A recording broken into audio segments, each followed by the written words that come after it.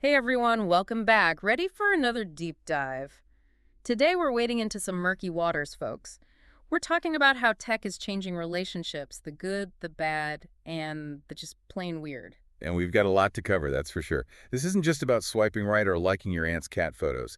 This is about how we connect as human beings in a world where the rules are constantly being rewritten. Okay, so before we go full on Black Mirror here, let's start with something everyone's probably experienced: dating apps. Ah, yes, the digital meat market. All right. Maybe not that bad. But you've shared some fascinating research with me, and I've got to say, the way people find love, or at least a first date these days, is a whole different ballgame from just a few years ago. It's a complete paradigm shift. Think Yeah. about it. You used to meet someone through friends, at a bar, maybe even a grocery store.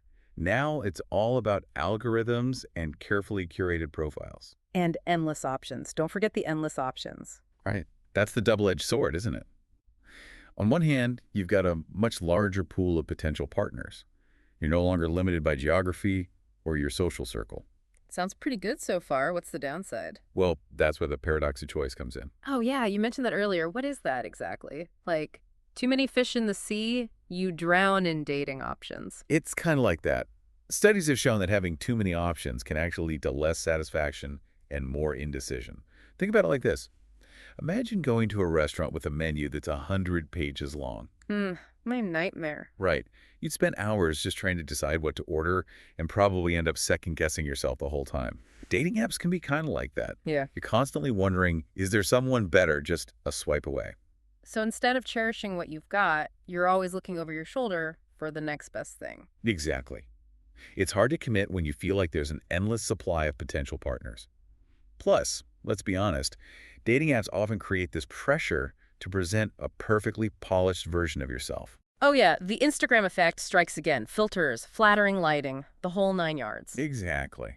And it's not just the pressure to look perfect. You've also got to have the perfect bio, the wittiest opening line. Mm. It can feel like a performance rather than genuine connection. Okay, so maybe the dating app scene isn't all it's cracked up to be, but this idea of tech messing with our relationships goes way beyond finding a date. Absolutely. Think about it. How many times have you been out with friends and everyone's glued to their phones instead of actually talking to each other? Ugh, all the time. And I'm guilty of it too. It's like this weird reflex.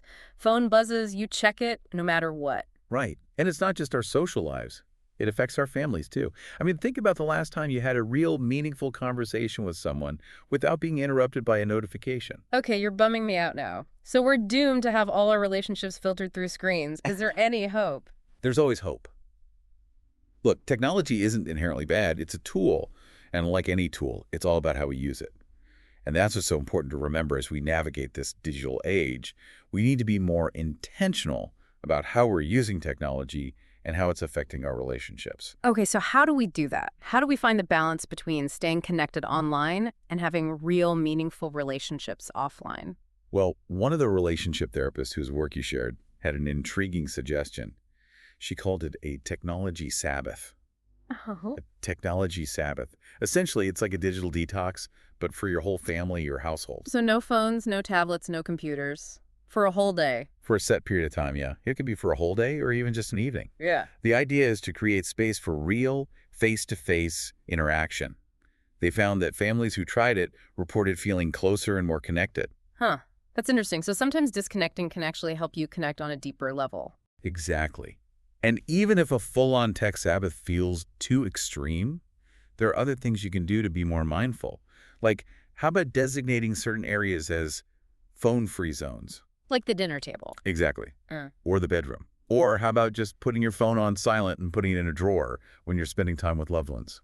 You know, those are actually all really good ideas. I'm starting to realize that I've just kind of let technology take over without really thinking about it. And you're not alone. Most of us do.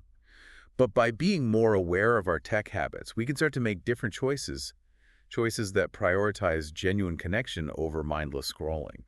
It all comes down to being more present, right? Whether it's putting down your phone at dinner or really listening to what your partner is saying instead of just nodding and thinking about your next Instagram post. Exactly. And the good news is, it's never too late to start making those changes. So, to wrap things up, it seems like tech is changing relationships in a million different ways. Some good, some not so good. But it's up to us to be aware of how we're using it and make sure it's not getting in the way of real human connection. Well said. Hmm. And that's a great note to end on. Now, I'm curious, if tech is evolving this quickly, what will our relationships look like 10 years from now? Will we even recognize them? Food for thought until our next deep dive. Thanks for listening, everyone.